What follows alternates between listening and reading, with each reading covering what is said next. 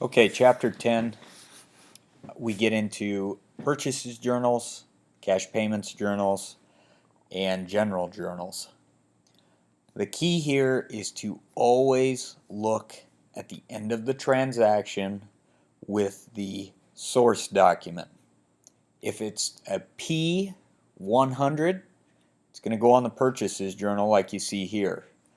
If it is a C200, it's going to go on the cash payments journal, and anything that is a memorandum will go on the general journal. Now I'm going to explain 10-1 work together, which is on the purchases journal. We have three transactions on page 228. First one is on October 2nd. Purchase merchandise on account from Fabric Outlet 1230 P116.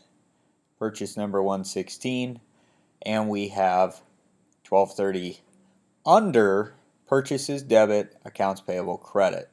That is now one number or one column to put that number in because this is highly specified. We know it's going to be an accounts payable credit. We know it's going to be a purchases debit. So that's how the purchases journal works.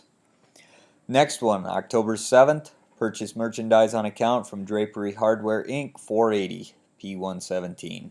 So again, October 7th, Drapery Hardware 117 480. We don't have to put the P in front of this because it says right above it purchase number. October 11th, purchase merchandise on account from Fabric Outlet 780.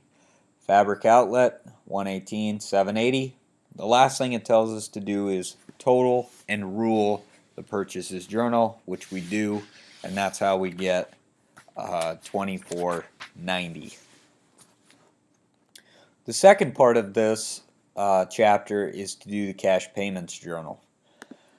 Okay, the cash payments journal actually is not as complicated as a lot of people make it out to be. In fact, a lot of people would tell you that it's actually easier to do the cash payments journal than the general journals that we've been doing.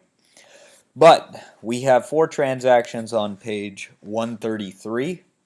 The first one is probably the trickiest. October 1st, we purchased merchandise for cash 810. That is a purchases account. And the reason it is because we bought merchandise for cash. We haven't really dealt with purchases before, but now we are. So we debit general and credit cash. And you'll find, since it's the cash payments journal, cash is pretty much credited on every transaction. Check number, we don't have to put the C in front anymore, we just put the number. October 7th, paid cash for office supplies, $52. Supplies office is the account. We debit general, credit cash. October 11th, paid cash on account to Design Fabrics, $563. October 11th, Design Fabrics, we debit accounts payable, credit cash. We bought this on account.